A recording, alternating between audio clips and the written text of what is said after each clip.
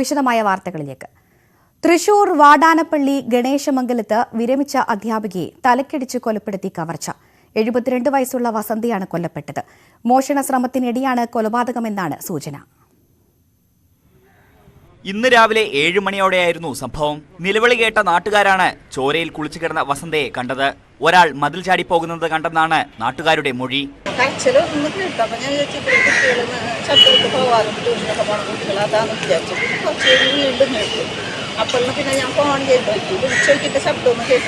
മുപ്പത്തഞ്ച് വർഷമായി വസന്ത ഒറ്റയ്ക്കാണ് താമസം.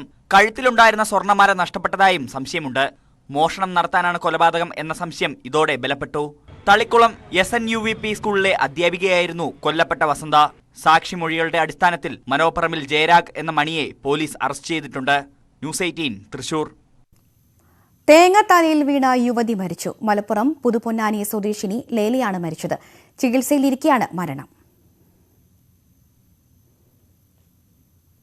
സംസ്ഥാന ബജറ്റിൽ ഏലം കൃഷിക്ക് പരിഗണന ലഭിക്കുമെന്ന പ്രതീക്ഷയിലാണ് ഇടുക്കിയിലെ കർഷകർ. ചരിത്രത്തിലെ ഏറ്റവും വലിയ തകർച്ചയിലാണ് ഏലം മേഖല. തറവില നിശ്ചയിക്കൽ അടക്കമുള്ള പ്രഖ്യാപനങ്ങൾ ബജറ്റിൽ ഇടം പിടിക്കുമെന്നാണ് കർഷകർ പ്രതീക്ഷിക്കുന്നത്. 1 കിലോ ഏലക്കായ്ക്ക് ഏകദേശം 1200 മുതൽ 1300 വരെ രൂപയാണ് ഉൽപാദന ചെലവ്. എന്നാൽ നിലവിൽ 700 മുതൽ 900 രൂപ വരെയാണ് കിലോഗ്രാമിന് വില ലഭിക്കുന്നത്. വിലയിടിവിനൊപ്പം രാസവളങ്ങളുടെയും കീടനാശിനികളുടെയും അമിതവില വർധനവും കൂലി വർധനവും കർഷകരെ പ്രതിസന്ധിയിലാക്കുന്നു. അവശ്യവളങ്ങളുടെ വില നിയന്ത്രണം, സബ്സിഡി 1500 രൂപയെങ്കിലും തറവില, കൃഷി പുനരുദ്ധാരണത്തിനുള്ള പദ്ധതികൾ തുടങ്ങിയവ സംസ്ഥാന ബജറ്റിൽ ഇടം പിടിക്കുമെന്നാണ് കർഷകർ കരുതുന്നത്. ഞങ്ങളുടെ പ്രധാനപ്പെട്ട ഒരു കാര്യമാണ്, ആവശ്യമാണ് ഏലത്തിന് തറവില നിശ്ചയിക്കുക എന്നുള്ളത്. ഏകദേശം 1200-1300 രൂപയോളം പ്രൊഡക്ഷൻ കോസ്റ്റ് ആകുന്ന ഒരു പ്രൊഡക്റ്റാണ് ഏലം. അതിനിപ്പോൾ ലഭിക്കുന്നത് 700 രൂപ 800 രൂപ റേഞ്ചിലാണ് ഈ ഒരു സീസണിൽ വില കിട്ടിയത്. അപ്പോൾ തീർച്ചയായിട്ടും ഏലത്തിനൊരു അതിൻ്റെ പ്രൊഡക്ഷൻ കോസ്റ്റിനനുസരിച്ചുള്ള ഒരു തറവില നിശ്ചയിക്കുകയും ആ തറവില ബജറ്റിൽ അതിനു വേണ്ടിയിട്ടൊരു ഫണ്ട് നീക്കിവെക്കുകയും ചെയ്യണമെന്നാണ് ആദ്യമായിട്ട് എനിക്ക് സർക്കാരിനോട് പറയാനുള്ളത്. വനമേഖലയുടെ സമീപ പ്രദേശങ്ങളിലെ കൃഷിയിടങ്ങളിലേക്ക് കാട്ടാന ഉൾപ്പെടെയുള്ള വന്യമൃഗങ്ങൾ കടക്കുന്നത് തടയുന്നതിനും പദ്ധതി ഒരുക്കും എന്നാണ് പ്രതീക്ഷ. കാട്ടാന, കുരങ്ങ്, കാട്ടുപന്നി തുടങ്ങിയ മൃഗങ്ങളുടെ ആക്രമണത്തിൽ ഓരോ വർഷവും ലക്ഷക്കണക്കിന് രൂപയുടെ കൃഷിനാശമാണ് ഇടുക്കിയുടെ അതിർത്തി മേഖലകളിൽ ഉണ്ടാകുന്നത്.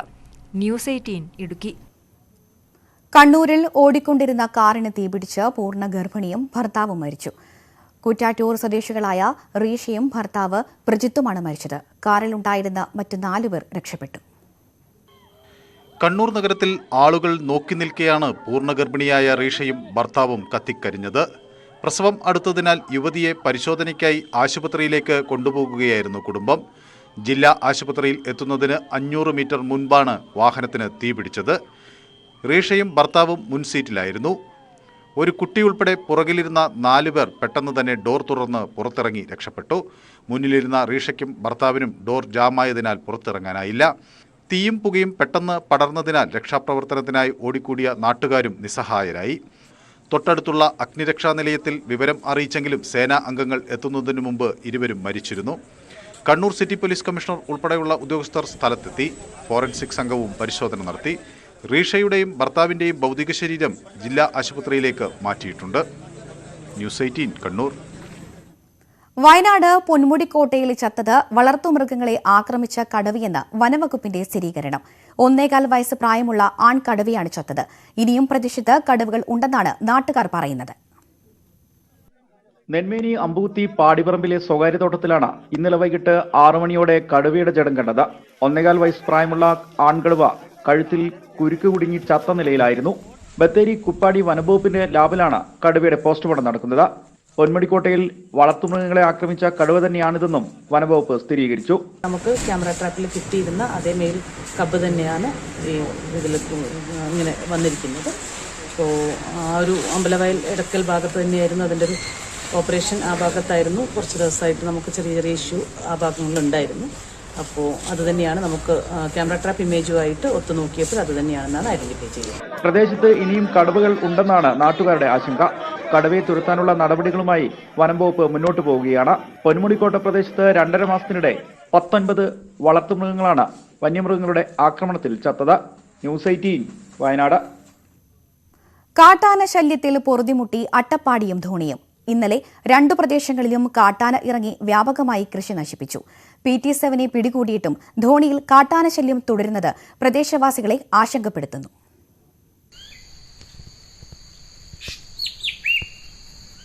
അട്ടപ്പാടി നരസിമുക്കിലെ കാഴ്ചയാണിത്. അഗളി സ്വദേശി പോൾ മാത്യുവിന്റെ 450 വാഴകളാണ് കാട്ടാനകൾ ചവിട്ടി നശിപ്പിച്ചത്. തെങ്ങുകളും കപ്പയുമെല്ലാം നശിച്ചു. വായ്പയെടുത്താണ് വാഴകൃഷി നടത്തിയിരുന്നത്. അതാണ് ഒറ്റ രാത്രിയിൽ കാട്ടാനക്കൂട്ടം ഇല്ലാതാക്കിയത്. വേറെ പല സ്ഥലത്തുനിന്ന് ലോണും കടമൊക്കെ മേടിച്ചിട്ടാണ് കൃഷി ചെയ്തുകൊണ്ടിരിക്കുന്നത്. ഇനിയിപ്പം ആന വരാനുള്ള സാധ്യതകൾ കാണുന്നുണ്ട്. അപ്പം അധികാരികളുടെ ഭാഗത്തുനിന്ന് അതിനുള്ള നടപടി ഉണ്ടാകണം. PT7 പിടികൂടിയിട്ടും ധോണിയിൽ കാട്ടാനശല്യം തുടരുകയാണ്. മായാപുരത്തും പെരുന്തുരുത്തിക്കളത്തിലുമാണ് ഇന്നലെ കാട്ടാനക്കൂട്ടം ഇറങ്ങിയത്. മായാപുരത്ത് മതിലും പെരുന്തുരുത്തിക്കളത്ത് കൃഷിയും നശിപ്പിച്ചു. ഭീതിയിലാണ് പ്രദേശവാസികൾ. ന്യൂസ് 18 പാലക്കാട്. ഇടുക്കിയിലെ തോട്ടം മേഖലയിലെ കാട്ടാന ശല്യം നിയന്ത്രിക്കുന്നതുമായി ബന്ധപ്പെട്ട് ജില്ലാ കളക്ടറുടെ അധ്യക്ഷതയിൽ അവലോകന യോഗം ചേർന്നു. ആന ജനവാസ മേഖലയിലേക്ക് ഇറങ്ങുന്നത് തടയാൻ പദ്ധതികൾ ഒരുക്കാൻ ഇടുക്കി പാക്കേജിൽ നിന്നും 3 കോടി രൂപ അനുവദിക്കും. അരിക്കൊമ്പൻ തകർത്ത പന്നിയാറിലെ റേഷൻ കടയ്ക്ക് പകരം കെട്ടിടം നിർമ്മിച്ചു നൽകാൻ HML കമ്പനിക്ക് നിർദ്ദേശം നൽകി. ദൌത്യസംഘം മേഖലയിൽ നിരീക്ഷണം നടത്തിയ ശേഷം നാട്ടുകാരുടെ സഹായത്തോടെ പ്രത്യേക പദ്ധതി തയ്യാറാക്കും. കാട്ടാനക്കൂട്ടം കൃഷി നശിപ്പിക്കാൻ തുടങ്ങിയതോടെ ആശങ്കയിലാണ് നിലമ്പൂർ മൈലാടി നിവാസികൾ. കഴിഞ്ഞ രാത്രി കാടിറങ്ങിയ ആനക്കൂട്ടം വ്യാപകമായി കൃഷി നശിപ്പിച്ചു. ചാലിയാർ പഞ്ചായത്തിലെ മൈലാടിയിലാണ് കർഷകർ ആനശല്യത്തിൽ വലയുന്നത്. തൊണ്ടിയൻ കരീമിന്റെ കപ്പത്തോട്ടത്തിലെ 250ഓളം കപ്പ നശിപ്പിച്ചു. ചുറ്റും കെട്ടിയിരുന്ന വല തകർത്താണ് കാട്ടാനകൾ തോട്ടത്തിൽ കയറിയതെന്ന് കരീം പറയുന്നു. കഴിഞ്ഞ 30 കൊല്ലത്തിലേറെയായി കൃഷി ചെയ്തു വരുന്ന കരീമിന്റെ തോട്ടത്തിൽ കാട്ടാനകൾ ഇത്ര വലിയ നഷ്ടം വരുത്തുന്നത് ആദ്യമായാണ്. കരീം 7000 രൂപ ചെലവിൽ നിർമ്മിച്ച വലയാണ് നശിപ്പിച്ചത്. ഏകദേശം 40,000 രൂപയുടെ നഷ്ടമുണ്ടായെന്ന് കരീം. ആന 3 നില ഇറങ്ങി. കഴിഞ്ഞ ആഴ്ച ഒന്ന് ഇറങ്ങിയാണ്ട് ഇങ്ങനെ 2 കൊമ്പാട പൊട്ടിച്ചിട്ട് പോയി. ഒന്നര കണ്ട് ആട്ടിയാണ്ട് അപ്പോൾ ഒന്നിങ്ങനെ കയറി അപ്പോൾ പോയി. ഇനി പിന്നെ 12 പിന്നെ വന്നാണ്ട് ഇങ്ങനെ 3 കൂടിയാണ് കയറിയാണ്ട് നശിപ്പിച്ചത്. എത്ര കപ്പ പോയി? 200 കൊമ്പ് പോയി. 600 കൊമ്പ് കാണുന്നില്ല മൊത്തല്ലേ. 3 ഭാഗം പോയി. കരീമിന്റെ കൃഷിയിടത്തിന് സമീപമുള്ള കുണ്ടറക്കാടൻ സുരേഷിന്റെ കുലച്ച 60ഓളം വാഴകളും ആനകൾ നശിപ്പിച്ചു. 10,000 രൂപയിലേറെ നഷ്ടം സുരേഷിന്റെ കൃഷിയിടത്തിലുണ്ടായിട്ടുണ്ട്. തോട്ടത്തിലിറങ്ങിയ ആനകളെ കരീമിന്റെ മകൻ റൻഷാദും മറ്റുള്ളവരും ചേർന്ന് ഓടിച്ചെങ്കിലും മണിക്കൂറുകൾക്ക് ശേഷം വീണ്ടും എത്തിയാണ് ആനക്കൂട്ടം കൃഷി നശിപ്പിച്ചത്. കാട്ടാനകൾ മുന്നിൽ നിൽക്കുന്നത് കണ്ട് ഭയന്നു പോയതായി റൻഷാദ്. കർഷകരൊക്കെ എന്ത് ചെയ്യുക, ജീവിക്കാൻ വളരെ ബുദ്ധിമുട്ടാണ്. എത്ര വർഷത്തെ കഷ്ടപ്പാടാണിത്. ഒരൊറ്റ രാത്രി കൊണ്ട് ഇല്ലാതാക്കാണ്. വളരെ ബുദ്ധിമുട്ടാണ്. ഇപ്പോൾ അതിൽ സർക്കാരോ അല്ലെങ്കിൽ ബന്ധപ്പെട്ടവരെന്ത് ചെയ്യണോ ഉടനടി അതിന് തക്കതായ കാരണങ്ങളൊക്കെ നോക്കിയിട്ട് 5-6 മാസത്തെ ഒരു സമയം ഒഴിവില്ലാതെ അധ്വാനാണ് ഒറ്റ രാത്രി കൊണ്ട് തീരുമാനമായത്. ജനങ്ങൾ തിങ്ങിപ്പാർക്കുന്ന മൈലാടി മേഖലയിലും നിലമ്പൂർ അകമ്പാടം റോഡിലും കാട്ടാനകളെത്തിയത് ജനങ്ങളെ ആശങ്കയിലാക്കുന്നുണ്ട്. അകമ്പാടം ഫോറസ്റ്റ് സ്റ്റേഷനിലെ വനപാലകർ കൃഷിയിടങ്ങൾ സന്ദർശിച്ച് നഷ്ടം വിലയിരുത്തി. ന്യൂസ് 18 മലപ്പുറം. കാട്ടാന ഭീതിയിലാണ് ഇടുക്കി ശാന്തൻപാറ കോഴിപ്പനകുടി നിവാസികളുടെ ജീവിതം. കാട്ടാനകൾ ഇറങ്ങുന്ന മേഖലയിലൂടെ 1 കിലോമീറ്ററോളം സഞ്ചരിച്ചാണ് കുടിനിവാസികൾ കുടിവെള്ളം ശേഖരിക്കുന്നതിനായി പോകേണ്ടത്. സർക്കാർ നടപ്പിലാക്കിയ കുടിവെള്ള പദ്ധതി പാളിപ്പോയതാണ് പ്രതിസന്ധിക്ക് കാരണം. കഴിഞ്ഞ ദിവസം കാട്ടാന ആക്രമണത്തിൽ കൊല്ലപ്പെട്ട വനംവകുപ്പ് വാച്ചർ ശക്തിവേലിന്റെ കുടുംബം ഉൾപ്പെടെ 25ഓളം ആദിവാസി കുടുംബങ്ങളാണ് കോഴിപ്പനക്കുടിയിൽ താമസിക്കുന്നത്. പതിവായി കാട്ടാനകളുടെ സാന്നിധ്യമുണ്ടാകുന്ന പ്രദേശമാണിവിടം. കുടിവെള്ള ശേഖരണമാണ് കുടിൽ നിവാസികൾ നേരിടുന്ന ഏറ്റവും വലിയ വെല്ലുവിളി. സ്വകാര്യ വ്യക്തിയുടെ കൃഷിയിടത്തിലെ കുളത്തിൽ നിന്നുമാണ് ഇവർ വെള്ളം ശേഖരിക്കുന്നത്. വെള്ളം ശേഖരിക്കാൻ പോകുമ്പോൾ കാട്ടാനയുടെ മുൻപിൽ അകപ്പെടാൻ സാധ്യതയേറെയാണെന്ന് കുടിൽ നിവാസികൾ പറയുന്നു. ആനയാണെങ്കിൽ ഇപ്പോൾ ഞങ്ങളെ കുടി കാത്തിരുന്ന സത്യവേലിന് വാച്ചറിനെ കൊന്നു കളഞ്ഞു. ആ ആനയാണ് ഇപ്പൊ മേളിൽ വന്ന് നിൽക്കുന്നത്. എന്നാലും ഞങ്ങൾക്ക് ഇവിടെ വെള്ളം കോരാൻ വരാതെ പറ്റില്ല. ടാം വെള്ളം കുടിക്കാൻ കഴിയില്ല. അതും ഇത്ര അകലെ കാടിനകത്താണ് താഴെ പോകണം.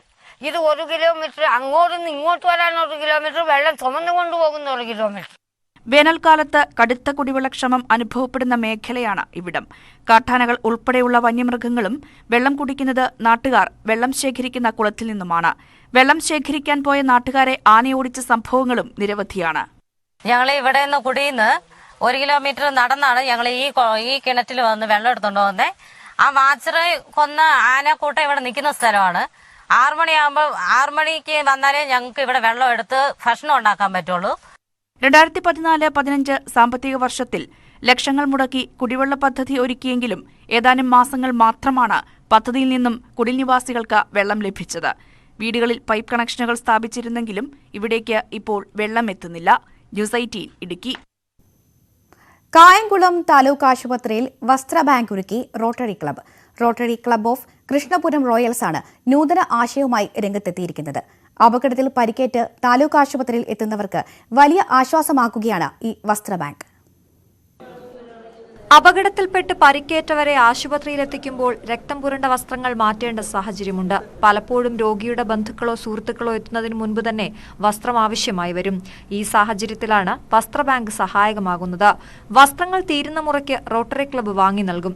ആരെങ്കിലും ആക്സിഡൻ്റായി വരുന്ന ആൾക്കാരെ പലപ്പോഴും അവരെ മെഡിക്കൽ കോളേജിലോട്ടോ മറ്റോ മാറ്റേണ്ടി വരുമ്പോൾ അവർക്ക് രക്തം പുരണ്ട വസ്ത്രവുമായി അവരെ ആംബുലൻസിൽ കയറ്റേണ്ട ഒരു അവസ്ഥ വരാറുണ്ട്.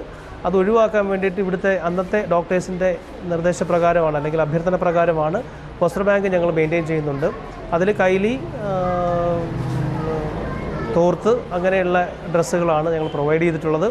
എപ്പോഴെങ്കിലും ആവശ്യം അത് എപ്പോഴാണോ തീരുന്നത് ആ സമയത്ത് ഞങ്ങളുടെ നമ്പറിൽ ഞങ്ങൾ വിളിച്ചു പറഞ്ഞാൽ ഞങ്ങളത് വീണ്ടും അത് ഫില്ല് ചെയ്തുകൊണ്ടിരിക്കുകയാണ്. ആശുപത്രിയിലെ ശുചീകരണ ജീവനക്കാർക്ക് കൃഷ്ണപുരം റോട്ടറി ക്ലബ്ബ് 2 ജോഡി വീതം യൂണിഫോമും വിതരണം ചെയ്തു. വസ്ത്ര ബാങ്ക് നിറയ്ക്കൽ കായംകുളം നഗരസഭാ ചെയർപേഴ്സൺ പി ശശികല ഉദ്ഘാടനം ചെയ്തു. ആശുപത്രി സൂപ്രണ്ടും ക്ലബ്ബ് അംഗങ്ങളും പരിപാടിയിൽ പങ്കെടുത്തു. ന്യൂസ് 18 കായംകുളം. നെൽകൃഷിക്ക് ആവശ്യമായ വെള്ളം ലഭിക്കാത്തതിനാൽ കൃഷി നശിക്കുന്നതായി പരാതി. കൊട്ടാരക്കര തളവൂർക്കോണം പാട്ടുപുരക്കൽ ഏലായിലാണ് 75 ഏക്കറിൽ പരം നെൽപ്പാടം വിണ്ടുകീറി നശിക്കുന്നത്. വരൾച്ചയായതോടെ KIP കനാൽ വഴി തുറന്നുവിടുന്ന വെള്ളം സബ് കനാൽ വഴി ഏലായിലേക്ക് എത്താത്തതാണ് പ്രതിസന്ധിക്ക് കാരണം. കരിപ്ര പാട്ടുപുരക്കൽ ഏലായിലെ കർഷകരുടെ നെൽപ്പാടങ്ങൾ വറ്റി വരണ്ട അവസ്ഥയിലാണ്. പ്രധാനമായിട്ട് നെൽകൃഷിക്ക് വെള്ളം കിട്ടുന്നില്ല. നെല്ല് കിടന്ന കരിയാണ് ഇവിടുന്ന് 75 ഏക്കറും. അപ്പം ഞങ്ങൾ ഈ തോട്ടിൽ കൂടെ വരുന്ന വെള്ളം അത് തേവിയൊക്കെ ഒഴിച്ചത് ഇങ്ങനെ നനച്ചിട്ടേക്കുക കരിയാതെ. താഴെയൊക്കെ കരിഞ്ഞ് ഉണങ്ങി തുടങ്ങി. ഉമയെന്ന് പറയുന്ന അത്യുൽപാദന ശേഷിയുള്ള നെൽവിത്താണ് ഇട്ടേക്കുന്നത്. ഞങ്ങൾക്ക് ഇതിന് വെള്ളം കിട്ടിയേക്കോ ഇല്ലെങ്കിൽ ഞങ്ങൾ സെക്രട്ടേറിയറ്റ് പഠിക്കലും ഗവൺമെൻറ് സ്ഥാപനങ്ങളിലെല്ലാം ഞങ്ങൾ 71 കർഷകരും ഈ പഞ്ചായത്തിലെ എല്ലാ കർഷകരും കൊല്ലം ജില്ലയിലെ എല്ലാവരെയും സംഘടിപ്പിച്ച് ഞങ്ങൾ സമരത്തിന് ഒരുങ്ങും. 2001 രൂപീകരിച്ച പാടശേഖര സമിതിയുടെ നേതൃത്വത്തിൽ തരിശുരഹിത കൃഷിയുടെ ഭാഗമായി 32 ഹെക്ടർ നെൽപ്പാടമാണ് കൃഷി ചെയ്യുന്നത്. ഈ ഏലായിലെ ഏറ്റവും വലിയ ശല്യം എന്ന് പറയുന്നത് മദ്യപാനികൾ വന്നിട്ട് കുപ്പികൾ ഉടച്ച് റോഡിലും തോട്ടിലും അങ്ങ് കളയുമായിരുന്നു. എന്നാൽ എവിടെങ്കിലും ഞങ്ങൾ നേരത്തെ ഒരുപാട് പേരോട് പറഞ്ഞു എവിടെയെങ്കിലും അടുക്കി വെച്ചിട്ട് ഞങ്ങൾ എടുത്ത് കളഞ്ഞോളാം. അത് ചെയ്യത്തില്ല. അവർ സാർ കണ്ടില്ലേ കുപ്പികൾ തോട്ടി കിടക്കുന്നുണ്ടോ, ഇതേപോലെ ഇടുവാണ്. ഇതൊരു ഞങ്ങൾ കൊണ്ടുവന്ന് കേസ് വരെ കൊടുത്തു. എന്നിട്ട് ഒരു രക്ഷയില്ല. ഇപ്പോഴും കൊണ്ടുപോയി കേസ് കൊടുത്ത് ആരും വരുന്നേ ഇല്ല, നോക്കുന്നേ ഇല്ല. കരിപ്ര ഗ്രാമപഞ്ചായത്തിന് തരിശുരഹിത പഞ്ചായത്ത് എന്ന പേര് നേടിക്കൊടുത്ത പാട്ടുപുരയ്ക്കൽ സമിതിയുടെ പങ്ക് വലുതായിരുന്നു. ഇപ്പോൾ നെൽകർഷകർ കൃഷി ഉപേക്ഷിക്കേണ്ടുന്ന ഗതികേടിലാണ്. കുടിവെള്ളം എത്തിക്കുന്ന വാട്ടർ അതോറിറ്റി, വെള്ളം സൂക്ഷിക്കുന്ന വെള്ളത്തിൻ്റെ അധികാരികൾ എന്ന് കല്ലട ഇറിഗേഷൻ പ്രോജക്റ്റുകാർ, അതുപോലെ കൃഷിക്ക് ആവശ്യമായ വെള്ളം എത്തിക്കുന്ന കൃഷി ഡിപ്പാർട്ട്മെൻറ്റ്, ഈ 3 വിഭാഗത്തിനെയും കളക്ടറുടെ മേശയുടെ മുമ്പിലിരുത്തി സംസാരിച്ചൊരു കലണ്ടർ രൂപത്തിലുണ്ടാക്കിയാൽ മാത്രമേ കൃഷിക്കാരന് കൃത്യമായി വെള്ളം കിട്ടുള്ളൂ എന്നുള്ള ഒരു പരാതിയാണ് ഞങ്ങൾക്കുള്ളത്. മെഷീൻ വെച്ചാണ് ഞങ്ങൾ പൂട്ടുന്നത്, മെഷീൻ വെച്ചാണ് കൊയ്യുന്നത്. അങ്ങനെയുള്ള ചെയ്യുന്ന കർഷകന് ആ ബണ്ട് ഫോർമേഷൻ ഫണ്ടുകൾ അനുവദിച്ചിട്ടുണ്ട്. അത് കൃത്യമായി ഞങ്ങൾ കിട്ടാനുള്ള നടപടിക്രമങ്ങളോട് ഉണ്ടാകാൻ അധികാരികൾ കൈവശം അധികാരമുള്ളവർ വിനിയോഗിച്ച് ഞങ്ങളെ സഹായിക്കണമെന്ന് എനിക്ക് അതിനെപ്പറ്റി പറയാനുള്ളൂ. സമീപത്തുള്ള പ്രധാന കനാലുകളിലൂടെ ഇത്തിക്കര ആറ്റിലേക്ക് ജലം ഒഴുക്കിവിടുന്നുണ്ടെങ്കിലും കൃഷിയിടത്തിലേക്ക് ജലം എത്താത്തതിൽ വ്യാപക പ്രതിഷേധമാണ് ഉയരുന്നത്. അടിയന്തരമായി കർഷകരുടെ പ്രശ്നത്തിന് പരിഹാരം കാണണമെന്ന ആവശ്യം ശക്തമായിരിക്കുകയാണ്. പ്രദേശത്ത് സാമൂഹ്യവിരുദ്ധ ശല്യവും രൂക്ഷമാണെന്ന് കർഷകർ പരാതിപ്പെടുന്നു. ന്യൂസ് 18 കൊട്ടാരക്കര. ഇതര സംസ്ഥാനങ്ങളിൽ നിന്നും ധാരാളമായി എത്തുന്ന കിരൺ തണ്ണിമത്തൻ കേരളത്തിന് ഏറെ പ്രിയപ്പെട്ട ഫലമാണ്. 2 ഏക്കറിൽ തണ്ണിമത്തൻ കൃഷി ചെയ്ത് വിജയിപ്പിച്ചിരിക്കുകയാണ് തട്ടേക്കാട് സ്വദേശികളായ അച്ഛനും മകനും. കോതമംഗലം തട്ടേക്കാട് സ്വദേശി കെനഡിയും മകൻ ബെഞ്ചമിനുമാണ് 2 ഏക്കറിൽ നിന്ന് 12 ടണ്ണോളം തണ്ണിമത്തൻ വിളവെടുത്തത്. ഇനിയും 15 ടണ്ണിലധികം വിളവെടുക്കാൻ പാകമായി വിളഞ്ഞുകിടക്കുന്നു. ഹൈദരാബാദിൽ നിന്ന് കൊണ്ടുവന്ന വിത്ത് 69 ദിവസങ്ങൾക്ക് മുൻപാണ് ഇവർ കൃഷി ചെയ്തത്. ജീവാമൃതം ഉൾപ്പെടെയുള്ള ജൈവവളവും നല്ല നനയും കിട്ടിയതോടെ ചെടികൾ നന്നായി ഫലം നൽകുകയും ചെയ്തു. കൃഷിയിൽ നിരവധി പരീക്ഷണങ്ങൾ നടത്തി വൻ വിജയം നേടിയ ആളാണ് കെന്നഡി. വ്യാവസായിക അടിസ്ഥാനത്തിൽ റംബൂട്ടാൻ കൃഷി ചെയ്താണ് ശ്രദ്ധേയനായത്. PG പഠനം പൂർത്തിയാക്കിയ മകൻ ബെഞ്ചമിനും പിതാവിന്റെ പാത തെരഞ്ഞെടുക്കുകയായിരുന്നു. എന്തായാലും നല്ലൊരു വിജയമാണ്. നമ്മുടെ കേരളത്തിൽ വിജയിക്കില്ല എന്ന് പലരുടെയും മനസ്സിലുണ്ട് തണ്ണിമത്തൻ കൃഷി. എന്നാൽ വൻ വിജയമാക്കി തീർക്കാൻ നമുക്ക് സാധിക്കും. നമ്മുടെ മനസ്സും നമ്മുടെ എല്ലാം ഉണ്ടെങ്കിൽ നമുക്ക് ഒരു വൻ വിജയമാക്കി കേരളത്തിൽ നമുക്ക് തണ്ണിമത്തൻ കൃഷി വിജയിപ്പിക്കാൻ പറ്റും. പിന്നെ എനിക്ക് ഇതിനൊരു മാർഗനിർദ്ദേശമായിട്ടും എല്ലാം പപ്പയാണ് വഴികാട്ടി തന്നത്. നമ്മൾ പല വെറൈറ്റി കൃഷികൾ നമ്മൾ ആദ്യമേ സ്റ്റാർട്ട് ചെയ്തിട്ടുണ്ട്. നമ്മൾ ആദ്യമേ തന്നെ വാനിലയുടെ കാലഘട്ടങ്ങളിൽ ആദ്യമേ നമ്മൾ ചെയ്തു. നമുക്കൊരു വൻ വിജയമായിരുന്നു. പിന്നെ അതുപോലെ തന്നെ നമ്മുടെ ഈ ഏരിയയിൽ തന്നെ നമ്മുടെ റംബൂട്ടാൻ കൃഷി വിപുലമായിട്ട് ചെയ്തത് നമ്മളാണ്. കൃഷി നെഞ്ചിലേറ്റിയ അച്ഛനും മകനും ഒന്നിച്ചതോടെ കേരളത്തിലെ തന്നെ ഏറ്റവും വലിയ കിരൺ തണ്ണിമത്തൻ ഉൽപാദന കേന്ദ്രമായി തട്ടേക്കാട് മാറുകയായിരുന്നു. ട്വിങ്കിൾ, ഷുഗർ ക്വീൻ, ഗജാനം എന്നീ 3 കിരൺ ഇനങ്ങളാണ് ഇവിടെ വിളഞ്ഞത്. ഇപ്പോൾ ഇന്ന് ഏകദേശം ഒരു 12 ടണ്ണോളം ലോഡ് നമ്മൾ പുറം ലോഡ് കയറി പോകുന്നുണ്ട് പുറത്തേക്ക്. ബാക്കി ഒരു 15 ടണ്ണോളം നമുക്ക് ഇതിനകത്ത് നമുക്ക് വിളവ് പ്രതീക്ഷിക്കുന്നു. എല്ലാം നമുക്ക് നല്ല രീതിയിൽ ദൈവം നമുക്ക് തന്നു. എന്നെ ഇതിനകത്ത് കൂടുതൽ സഹായിക്കുന്നത് എപ്പോഴും എൻ്റെ കൂടെയുള്ളത് എൻ്റെ മകനാണ്. അദ്ദേഹം PG കഴിഞ്ഞു. ഏത് സമയത്തും എന്ത് കാര്യത്തിനും എൻ്റെ കൂടെ ഏത് സമയത്തും ഉണ്ടെന്നുള്ളതാണ്. എന്നെക്കാളും ഉപരിയായിട്ട് എന്നെക്കാളും 100 ഇരട്ടി ആത്മാർത്ഥതയായിട്ട് ചെയ്യുന്നത്. കാരണം നമുക്ക് വിജയിക്കില്ല എന്ന് പലരും നമ്മുടെ അടുത്ത് പറഞ്ഞ കൃഷി വിജയിക്കാൻ നമ്മളെ സഹായിച്ചു. അത് ദൈവത്തിൻ്റെ അനുഗ്രഹം മാത്രമാണ് പ്രതീക്ഷിക്കുന്നത്. തണ്ണിമത്തൻ കൃഷി കേരളത്തിൽ വിജയിക്കില്ലെന്ന ധാരണ തിരുത്താൻ കഴിഞ്ഞതിലും കൃഷി വൻ വിജയമായതിലും വലിയ സന്തോഷത്തിലാണ് ഇവർ. ന്യൂസ് 18 കോതമംഗലം.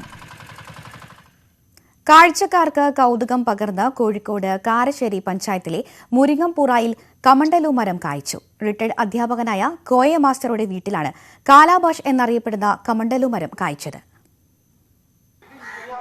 കാരശ്ശേരി മുരിങ്ങംപുറായിലാണ് കാഴ്ചക്കാർക്ക് കൗതുകം പകർന്ന് കമണ്ടലു മരം കായ്ച്ചത്. ഇംഗ്ലീഷിൽ കലാബാഷ് എന്നറിയപ്പെടുന്ന ഈ ഫലം മുരിങ്ങംപുറായി സ്വദേശിയും റിട്ടയർഡ് അധ്യാപകനുമായ കോയ മാസ്റ്ററുടെ വീട്ടുമുറ്റത്താണ് കായ്ച്ചത്. 4 വർഷം മുൻപ് മുക്കത്തെ സഹോദരന്റെ വീട്ടിൽ നിന്നാണ് കമണ്ടലു മരത്തിന്റെ തൈ കോയ മാസ്റ്റർ വീട്ടിൽ നട്ടുപിടിപ്പിച്ചത്. ഇന്നിപ്പോൾ 7 കായകൾ ഈ മരത്തിലുണ്ട്. 10 കിലോഗ്രാം വരെ തൂക്കം ഈ പഴത്തിനുണ്ടാകും. 15 അടിയോളം ഉയരത്തിൽ വളർന്ന മരത്തിൽ കഴിഞ്ഞ വർഷവും ഫലമുണ്ടായിരുന്നെങ്കിലും അത് പാകമായിരുന്നില്ല. പാകമായ കമണ്ടലു കായ്കളുടെ പുറന്തോടിന് നല്ല കട്ടിയുള്ളതിനാൽ നിലത്ത് വീണാൽ പോലും ഇവ പൊട്ടില്ല. കരകൗശല വസ്തുക്കളുടെ നിർമ്മാണത്തിനാണ് കമണ്ടലു കായ്കൾ ഇപ്പോൾ ഉപയോഗിച്ചു വരുന്നത്. അതോടൊപ്പം ഇതിന്റെ അകക്കാമ്പ് ജ്യൂസ്, ബിയർ, വീഞ്ഞ് എന്നിവ നിർമ്മിക്കുന്നതിനും ഉപയോഗിക്കുന്നു. ഇതിന്റെ തോടിന് മാത്രം 500 രൂപ കിട്ടും. ഉത്തരേന്ത്യയിലൊക്കെ പിന്നെ ഗുജറാത്തിലൊക്കെ ഈ സന്യാസി മഠങ്ങളിൽ ഉപയോഗിക്കുന്ന ഒരു തോടാത്. ഇത് നല്ല ഉറപ്പാണ്. ഇത് മുറിക്കണമെങ്കിൽ കട്ടർ വേണം. അല്ലെങ്കിൽ നമ്മുടെ ഈ ഇതില്ലേ മറ്റേ ബ്ലേഡ് എക്സോ ബ്ലേഡ് എടുത്തിട്ട് മുറിച്ചുണ്ടാക്കണം. അപ്പോൾ ഇത് മുറിച്ചാൽ ഇതിനുള്ളിൽ ഒരു ചോറ ഉണ്ടാവുക. അതേപ്പോൾ അതിങ്ങോട്ട് വരണ്ടി എടുത്തിട്ട് പിന്നെ നമ്മൾ ഒന്നുകിൽ ജ്യൂസ് അടിക്കുക. ആ ജ്യൂസിനൊരു മുന്തിരി ജ്യൂസിൻ്റെ രുചിയാണ്. പുരാതന കാലത്ത് വ്യാപകമായി ഉപയോഗിക്കപ്പെട്ടിരുന്നതാണ് കമണ്ടലു പാത്രങ്ങൾ. ഋഷിമാർ ഉപയോഗിച്ചിരുന്ന കമണ്ടലു പാത്രം ഈ കായ്കളുടെ പുറന്തോട് ഉപയോഗിച്ചുള്ളതായിരുന്നു. കമണ്ടലുവിൽ നിറച്ച വെള്ളത്തിന് ഔഷധ ഗുണമുള്ളതിനാൽ ഇത് കുടിക്കുമ്പോൾ ശരീരത്തിലെ കൊഴുപ്പ് കുറയുമെന്നും പറയപ്പെടുന്നു. അമേരിക്ക ജന്മദേശമായിട്ടുള്ള കമണ്ടലു മരം ഉഷ്ണമേഖലാ പ്രദേശങ്ങളിലാണ് പൊതുവെ കണ്ടുവരുന്നത്. 25 മുതൽ 40 അടി വരെ ഉയരത്തിൽ കമണ്ടലു മരം വളരും. കലാബാഷിന്റെ ഒരു ഫലത്തിന് 1000 രൂപ വരെ വില ലഭിക്കും. ന്യൂസ് 18 കാരശ്ശേരി. ആറ്റിങ്ങൽ ദേശീയപാതയ്ക്ക് സമാന്തര പാതയായി ഉപയോഗിച്ചുവരുന്ന രാജ രവിവർമ്മ ലൈൻ റോഡ് ശോചനീയാവസ്ഥയിലായിട്ട് വർഷങ്ങൾ പിന്നിടുന്നു. അറ്റകുറ്റപ്പണികൾ പോലും ചെയ്യാത്ത റോഡിലൂടെ കാൽനടയായി സഞ്ചരിക്കുന്നവർക്ക് പോലും അപകടം സംഭവിക്കുന്നതും പതിവാണ്. ദേശീയപാതയിൽ ഗതാഗത സ്തംഭനമുണ്ടാകുമ്പോൾ സ്വകാര്യ ബസ്സുകൾ ഉൾപ്പെടെ കടത്തിവിടുന്നതും ഈ റോഡിൽ കൂടിയാണ്. ആറ്റിങ്ങൽ ദേശീയപാതയിൽ ടൗണിന്റെ പ്രവേശന കവാടമായ മൂന്നുമുക്കിൽ ആരംഭിച്ച് ദേശീയപാതയ്ക്ക് സമാന്തരമായി കടന്നുപോകുന്ന പാതയാണ് രാജ രവിവർമ്മ ലൈൻ റോഡ്. ജനസാന്ദ്രതയേറിയ പ്രദേശത്തുകൂടി കടന്നുപോകുന്ന ഈ റോഡിനെ ആശ്രയിക്കുന്നത് ആയിരക്കണക്കിന് കുടുംബങ്ങളാണ്. ആറ്റിങ്ങൽ നഗരസഭയുടെ അധികാരപരിധിയിലുള്ള ഈ റോഡിൽ അറ്റകുറ്റപ്പണികളോ ടാറിങ്ങോ നടത്തിയിട്ട് വർഷങ്ങൾ പിന്നിടുന്നു. മഴവെള്ളം ഒഴുകിപ്പോകാൻ ഡ്രൈനേജ് സംവിധാനം ഇല്ലാത്തതിനാൽ മഴ പെയ്താൽ റോഡിൽ വലിയ മെറ്റലുകൾ നിറയും. ഇതിലൂടെ വാഹനങ്ങൾ കടന്നു പോകുമ്പോൾ ഇവ ഇളകിത്തെറിച്ച് പാതയോരത്തെ വീടുകൾക്ക് കേടുപാടുകൾ പറ്റുന്നതും കാൽനടയാത്രക്കാർക്ക് പരിക്കേൽക്കുന്നതും പതിവാണ്. ഇരുചക്ര വാഹനങ്ങൾ റോഡിലെ കുഴികളിൽ വീണുണ്ടാകുന്ന അപകടങ്ങളും നിത്യസംഭവമാണെന്ന് പ്രദേശവാസികൾ പറയുന്നു. ഈ റോഡ് ഇതിലൂടെ യാത്ര ചെയ്യാൻ പറ്റാത്ത അവസ്ഥയാണ്. എന്താണെന്നറിയാൻ വയ്യ. കഴിഞ്ഞോടെ ടാർ ചെയ്ത് കുറച്ച് നാൾ മാത്രമേ ഉപയോഗിച്ചുള്ളൂ. അപ്പോഴത്തേക്കും കൂടി ഇങ്ങനെയായി വെള്ളക്കെട്ടും കാര്യമായി അതുപോലെ വളരെ ബുദ്ധിമുട്ടാണ്. എല്ലാ ദിവസവും വാഹനാപകടങ്ങൾ നിരന്തരം സംഭവിച്ചുകൊണ്ടിരിക്കുകയാണ്. അവരെ ആശുപത്രിയിൽ എത്തിക്കുക എന്നുള്ളൊരു ജോലി ഇതിനടുത്ത് താമസക്കാരായ പലർക്കും എപ്പോഴും ഉണ്ടാകുന്നുണ്ട്. നഗരസഭയുടെ 10-11 വാർഡുകളിലൂടെയാണ് ഈ റോഡ് കടന്നു പോകുന്നത്. അതിർത്തി ആയതിനാൽ റോഡ് അറ്റകുറ്റപ്പണി ചെയ്യുന്നതിന് വാർഡ് അംഗങ്ങൾ തയ്യാറാകുന്നില്ല എന്നും ആരോപണമുണ്ട്. 2 റോഡുകളുടെ അധികാരി എന്ന് പറഞ്ഞാൽ 2 കൗൺസിലർമാരായിരിക്കും. അപ്പോൾ ഒരു കൗൺസിലറിൻ്റെ ഫണ്ട് ഉപയോഗിച്ചിട്ടായിരിക്കും ആ റോഡ് ചെയ്യുന്നത്. അപ്പോൾ അവിടെ ഏറ്റവും കൂടുതൽ വോട്ടേഴ്സ് ഉള്ളത് ഏത് കൗൺസിലർ കാണോ അവരായിരിക്കും ചിലപ്പോൾ അത് ചെയ്യാൻ വേണ്ടിയിട്ട് തയ്യാറാകുന്നത്. ഇങ്ങനെയൊക്കെയുള്ള പ്രശ്നങ്ങളുണ്ട്. ഈ റോഡിൻ്റെ പണി നടക്കുന്ന സമയത്ത് ഇതിൻ്റെ തെറ്റുകൾ ചൂണ്ടിക്കാണിച്ചിരുന്നു. ഇവിടെയുള്ള ജനങ്ങളോട് പറഞ്ഞിരുന്നു, അധികാരികളോട് പറഞ്ഞിരുന്നു. പക്ഷേ അന്ന് ആരും ഇറങ്ങിയില്ല. ഇപ്പോൾ ഈ റോഡ് മോശമായി, ഇവിടെ ഈ ആക്സിഡൻറ്റുകൾ വരുന്നു. ആൾക്കാർ ഇനി ഒരു മരണം സംഭവിക്കണം, 1-2 മരണം സംഭവിക്കുന്ന സമയത്ത് ഒന്നുമില്ലെങ്കിൽ കുറച്ച് മെറ്റലെങ്കിലും കൊണ്ടുവച്ച് അടയ്ക്കുന്ന ഒരു സംവിധാനം ഉണ്ടാവും. ശോചനീയാവസ്ഥയിലായ റോഡിലൂടെ സ്വകാര്യ ബസ് കടത്തിവിടുന്നതിലും ജനങ്ങൾക്ക് പ്രതിഷേധമുണ്ട്. റോഡ് അറ്റകുറ്റപ്പണികൾ ചെയ്ത് സഞ്ചാരയോഗ്യമാക്കണമെന്നാണ് നാട്ടുകാരുടെ ആവശ്യം. ന്യൂസ് 18 ആറ്റിങ്ങൽ. മലപ്പുറം പെരിന്തൽമണ്ണ പൊന്നാനിക്കുറിശ്ശി പാതയിൽ അപകടങ്ങൾ തുടർക്കഥയാകുന്നു. ഇരുചക്ര വാഹനങ്ങളാണ് കൂടുതലും അപകടത്തിൽപ്പെടുന്നത്. സൂചനാ ബോർഡുകൾ സ്ഥാപിക്കുന്നത് അടക്കമുള്ള നടപടികൾ സ്വീകരിക്കണമെന്നാണ് ആവശ്യം. പെരിന്തൽമണ്ണ പൊന്നാനിക്കുറിശ്ശി ദുബായിപ്പടി മുതൽ ജംഗ്ഷൻ വരെയുള്ള ഭാഗത്താണ് അപകടങ്ങൾ പതിവാകുന്നത്. രാത്രികാലങ്ങളിലാണ് കൂടുതലും അപകടങ്ങൾ സംഭവിക്കുന്നത്. അപകടത്തിൽപ്പെടുന്ന വാഹനങ്ങളിൽ മിക്കതും ഇരുചക്ര വാഹനങ്ങളാണ്. ഏത് സമയത്തും അപകടങ്ങൾ സംഭവിക്കാമെന്ന അവസ്ഥയാണ് റോഡിൽ. ബോധവൽക്കരണ പ്രവർത്തനങ്ങൾ അടക്കമുള്ളവ നടത്തി അപകടങ്ങൾക്കെതിരെ നടപടിയെടുക്കണമെന്നാണ് ആവശ്യം. സെക്രട്ടേറിയറ്റ് മുതൽ ഇവിടെ പൊന്നാനിക്കുറിശ്ശി ജംഗ്ഷൻ വരെയുള്ള സ്ഥലത്താണ് കൂടുതൽ അപകടപ്പെടുന്നത്. നാളെ രാത്രി ഇതേപോലെ ഒരു വണ്ടി അപകടത്തിൽപ്പെട്ടു. അതുപോലെ തന്നെ വീണ്ടും കഴിഞ്ഞ ദിവസം 2 ദിവസം മുന്നേ ഒരു അപകടത്തിൽപ്പെട്ടു. അതൊക്കെ വലിയ അപകടമാണ്. ആ ഒരു താഴെക്കോടുള്ളൊരു കുട്ടിയാണ് ഇപ്പോൾ ലാസ്റ്റ് അപകടത്തിൽപ്പെട്ടത്. അതൊരു വലിയൊരു അപകടം തന്നെ. കാലിനൊക്കെ നല്ല ഫ്രാക്ചറുള്ളൊരു പ്രശ്നമാണ്. അപ്പോൾ ഈ 2-3 വളവ് നമുക്ക് ഏറ്റവും കൂടുതൽ ഇപ്പോൾ ഭീതി ജനിപ്പിക്കുന്ന ഒരു വിഷയമാണ്. നമ്മൾ സ്ഥിരം യാത്ര ചെയ്യുന്നതാണ്. അപ്പോൾ ഓഫീസിൽ നിന്ന് വരുന്ന ടൈമിൽ നമുക്കിപ്പോൾ ഈ ഒരു വളവിൽ ഏകദേശം ഇപ്പോൾ ഈ ഒരു മാസമായിട്ട് തന്നെ അത്യാവശ്യം ആക്സിഡൻറ്റ് നമ്മൾ കണ്ടിട്ടുണ്ട്. അപ്പോൾ ഗവൺമെൻറ്റിൻ്റെ ഭാഗത്തുനിന്നോ അധികാരികളുടെ ഭാഗത്തുനിന്നോ വേറെ റെസ്പോൺസൊന്നും ഉണ്ടായിട്ടില്ല. അപ്പോൾ അതിന് വേണ്ട ഇവിടെ സേഫ്റ്റി പ്രിക്കോഷൻസ് എന്താ വെച്ചാൽ ഗവൺമെൻറ്റിൻ്റെ ഭാഗത്തുനിന്ന് തീർച്ചയായിട്ടും ചെയ്യണം എന്നാണ് ഒരു യാത്രക്കാരൻ നിലക്ക് നമുക്ക് പറയാനുള്ളത്. പ്രദേശത്ത് വേണ്ടത്ര സുരക്ഷാ ബോർഡുകളോ സൂചനാ ബോർഡുകളോ ഇല്ലാത്തത് അപകടങ്ങൾ വർദ്ധിപ്പിക്കുന്നുണ്ട്. യാത്രക്കാരുടെ ജീവന് ഭീഷണിയാകുന്ന പാതയിലെ പ്രശ്നത്തിന് പരിഹാരം കാണണമെന്നാണ് നാട്ടുകാരുടെ ആവശ്യം. ന്യൂസ് 18 തിരൂർ. മോഷണം പോയ വാഹനം സോഷ്യൽ മീഡിയയുടെ സഹായത്തോടെ തിരിച്ചുപിടിച്ച യുവാവ്. തിരൂർ കൈനിക്കര സ്വദേശി നൌഷാദിന്റെ വാഹനമാണ് മോഷ്ടിച്ചയാൾ ഉപേക്ഷിച്ചു പോയത്. കഴിഞ്ഞ 4-ാം തീയതിയാണ് തിരൂർ കൈനക്കര താണിക്കാട് സ്വദേശിയായ നൌഷാദിന്റെ വാഹനം കളവ് പോയത്. കുറ്റിപ്പുറത്ത് നിർത്തിയിട്ട വാഹനമാണ് മോഷ്ടാവ് കൊണ്ടുപോയത്. താക്കോൽ വാഹനത്തിൽ തന്നെ വെച്ചതാണ് നൌഷാദിന് വിനയായത്. സമീപത്തെ കടയിൽ നിന്നും ലഭിച്ച CCTV ദൃശ്യങ്ങളിൽ നിന്നും മോഷ്ടാവിനെ കണ്ടെത്തി. ഇവയുപയോഗിച്ച് വീഡിയോ ഉണ്ടാക്കി നൌഷാദ് നിരന്തരം സോഷ്യൽ മീഡിയയിൽ പോസ്റ്റ് ചെയ്തു വരികയായിരുന്നു. ഇതേ മോഷ്ടാവിന്റെ ദൃശ്യങ്ങൾ പലയിടങ്ങളിൽ നിന്നായി നൌഷാദ് ശേഖരിക്കുകയും നിരന്തരം പോസ്റ്റ് ചെയ്യുകയും ചെയ്തു. ഏറ്റവും കൂടുതൽ നന്ദി പറയാനുള്ളത് നമ്മളെ സോഷ്യൽ മീഡിയ സുഹൃത്തുക്കളോടും നമ്മൾ ഓൺലൈൻ മീഡിയ സുഹൃത്തുക്കളോടും. കാരണം അവരൊക്കെ നമ്മളെ ഈ ഫൂട്ടേജ് മാക്സിമം ഷെയർ ചെയ്തിട്ടുണ്ട്. അപ്പോൾ അതിൻ്റെ ഫലമായിട്ട് ഈ വണ്ടി ഉപേക്ഷിക്കപ്പെട്ട നിലയിൽ, കാരണം എടുത്തുകൊണ്ടയ ആൾ ഇത് ഉപേക്ഷിച്ച് ഇവിടെ ഈ പൊന്നാനി തിരൂരിൽ നിന്ന് എടപ്പാളിൽ നിന്ന് പൊന്നാനി റൂട്ടിൽ കുറച്ചുകൊണ്ട് പോയിട്ട് ഒരു ആളൊഴിഞ്ഞ പ്രദേശത്ത് ഒരു കുറേ ബൈക്ക് നിൽക്കുന്ന സൈഡിൽ പിന്നെ നിർത്തിയിട്ടിട്ട് ആൾ ഉപേക്ഷിച്ചു. അവിടെ ക്യാമറ ഒന്നുമില്ല, അവിടെ ഉപേക്ഷിച്ച് പോയിട്ടുണ്ട്. എന്തായാലും അവിടുന്ന് ഒരു നമ്മളെ ഈ വീഡിയോസ് കണ്ടിട്ടാണ് നമ്മളെ ഈ പിന്നെ CCTV ഫുട്ടേജ് കുറേ ഞാൻ ഇടക്കും തിലക്കൊക്കെ വിട്ടിട്ടുണ്ടായിരുന്നു പല ഭാഗങ്ങളിലായിട്ട്. അപ്പോൾ അത് കണ്ടിട്ട് നമ്മൾ ഒരുപാട് ആൾക്കാർ അവിടുന്ന് വിളിച്ചു. പിന്നെ വളരെ സന്തോഷം, വണ്ടി കിട്ടി. എന്തായാലും എനിക്ക് ഒരുപാട് നന്ദി പറയാനുള്ളത് നമ്മളെ വീണ്ടും ഒരിക്കൽ കൂടി പറയാണ്, നമ്മുടെ സോഷ്യൽ മീഡിയ ഉള്ളതുകൊണ്ട് മാത്രമാണ് എനിക്ക് എൻ്റെ വണ്ടി തിരിച്ചിട്ടത്. എടപ്പാൾ പൊന്നാനി റോഡിലുള്ള കടയുടെ മുന്നിൽ നിന്നുമാണ് വാഹനം നൌഷാദിന് തിരികെ ലഭിച്ചത്. ന്യൂസ് 18 തിരൂർ. നാട്ടുവർത്തമാനം പൂർത്തിയാകുന്നു. നമസ്കാരം.